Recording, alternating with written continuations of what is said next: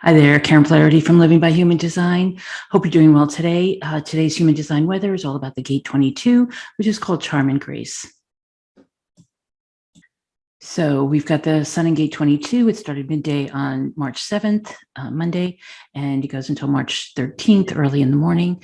We've got the earth in gate 47, which is called mindset or epiphany. And the mindset or epiphany comes off the top of the ajna, 47 right here. It's connected. The other half of the channel would be it's connected to the gate 64, which would be the gate of confusion, and together it makes the channel of abstraction. The 22 is down here coming off the top of the solar plexus on the right side of the body graph, and it's definitely an emotional gate, very passionate gate. And so this week we have no centers defined at the start of the transits on Monday, but then on Tuesday and Wednesday, the 8th and the 9th, approximately, we have definition in the channel 3041, which is called the channel of recognition. And this will define both the root and the solar plexus. So you might feel a little bit of root-centered groundedness energy, but you might also feel more emotional. But then that goes away and we're back to the lack of definition in the rest of the chart for the rest of the week. So the gate 22 is charm and grace, as I said. It's grace or openness in the original I Ching, and it's a quality of behavior best suited in handling mundane and trivial situations. And what they mean by that is that charm and grace is really about being graceful in any situation. So no matter, I guess it doesn't have the same flavor as the gate 36, right? Which is the gate of drama and crisis, which is actually right next to it. I'll just go back for a second. The 36 is right next to it and actually is defined right now as well, down in Neptune. And so the 36 is also in our energy, but that's more about drama and crisis, right? The 22 is about being charming and graceful, being passionate. It's also got some sexuality to it, but it's in more mundane situations, more social situations, right? More not an emergency, more of a networking kind of event or a social event or a cocktail party or a fundraising event. It's that kind of charming and graceful demeanor that has people want to be with you, work with you. You kind of have this really nice way about you that allows people to be attracted to you and want to work with you, for example. So that's what they mean by the mundane and the trivial situations, whereas it's not a crisis, right? The incarnation crosses this week are the crosses of rulership, grace, and informing. And in the gate 47, we've got, which we call mindset or the epiphany in that if you have abstract thoughts, then you might have an aha moment eventually about it. In the I Ching, it's called oppression or realization. This mindset can be either very optimistic or pessimistic. And so going back and forth, right, it's either or, it can't be both, right? And so it can feel like oppression. It can feel very heavy sometimes. It can be a heavy kind of energy when it comes to the mindset. But they call it a restrictive and adverse state as a result of internal weakness or external strength or both. So it's really, we can think of it as basically optimism and pessimism and going back and forth, or positive and negative and going back and forth. Again, you can't be both, you can be either. And so, but it can be the result of internal weakness, as they say, or external strength. So in the Gene Keys, oppression is the shadow, transmutation is the gift, and transfiguration is the CD. So Richard Rudd has quite a bit to say about the Gene Key 22. It's another one of those passages in his book where he I think it was about 25 pages this time, where he went on and on about the Gene Key 22, because it's basically the counterpart to the Gate 55 or Gene Key 55, which we talked about just a few weeks ago. And 55 is about having the, as we talked about, the involution and the evolution. And so Gate 55 is more about the evolution. The Gene Key 22, as Richard calls it, is more about the involution. And by involution, we mean the outbreath, the bringing together of people and cultures and unity. The gate 50 or gene key 55 is more about the in-breath and evolving, personally evolving. So the shadow here is dishonor, the gift is graciousness, and the CD is grace. And what he says in the graphic is grace is your true nature. It is your inheritance. It is the soul of the world. And so he goes into quite a bit of detail, but the basis of it is that the grace is when, or even graciousness, is when you're not thinking about yourself, you're really thinking about others. In other words, you're always thinking about the feelings of others first.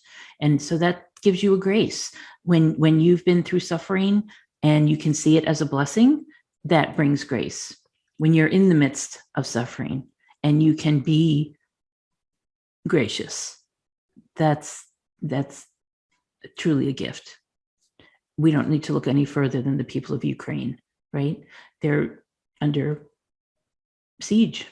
They're being dishonored. Their freedom is not being honored, and they are under oppression, definitely under, a definite oppression. And yet they seem to be relatively graceful.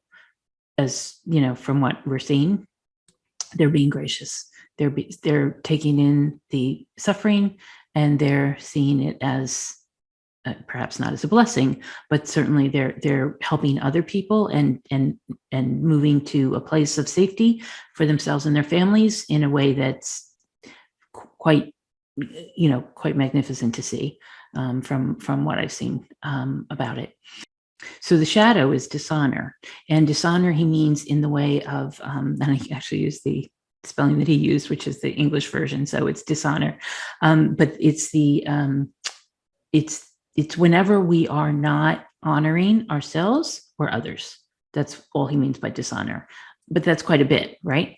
It's when we're not taking into account their feelings, or when we're not taking into account our own feelings.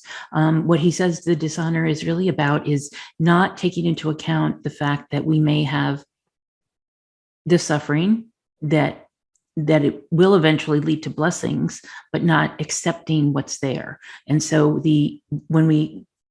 if we're not accepting what's there, we can't let go, right? And so if we dishonor our own feelings, then, or the feelings of others, then we're not in a place where we can accept what's going on and therefore move on or move through it.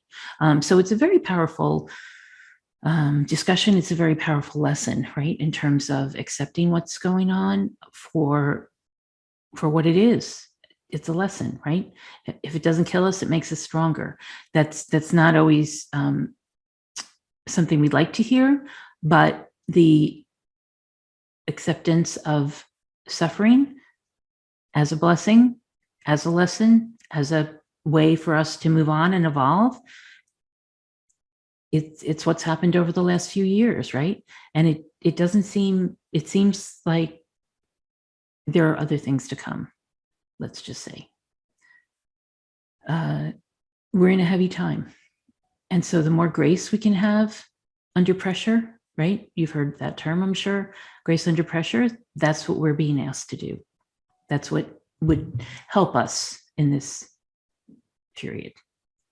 So Richard also says we must learn to be careful without being fearful, to be warm without being overbearing, and to be candid without being cruel. So there's a certain gracefulness, right? When it comes to, or graciousness, when it comes to being honest with somebody without being cruel, to be warm without being overbearing in our affection, to be careful without being fearful. In other words, you can be prepared for things that might come up. You can be prepared for, say a cyber attack, or if the energy grid went out, or if we didn't, or if we had a natural disaster. You can be prepared for those things. That doesn't mean you have to be fearful every day about those things. You can be a good Girl Scout or Boy Scout, right? Without being fearful. And that's what a lot of what this gene key is about. He also says the great message of the 22nd gene key is to find graciousness in the face of suffering, and perhaps even to find something more, to find holiness itself wearing a disguise. Because how many times have we asked somebody who had less than us, perhaps, for some help? you run out of gas or your car breaks down, and all of a sudden you're at the mercy of the next gas station or a neighbor's house or a stranger's house, right? And all of a sudden you don't know what they have or if they even have the resources, but they're willing to help you. And so when we can see that in action, when we can see that kind of kindness, graciousness, grace, whatever you want to call it, it's moving above and beyond ourselves and feeling for the other person.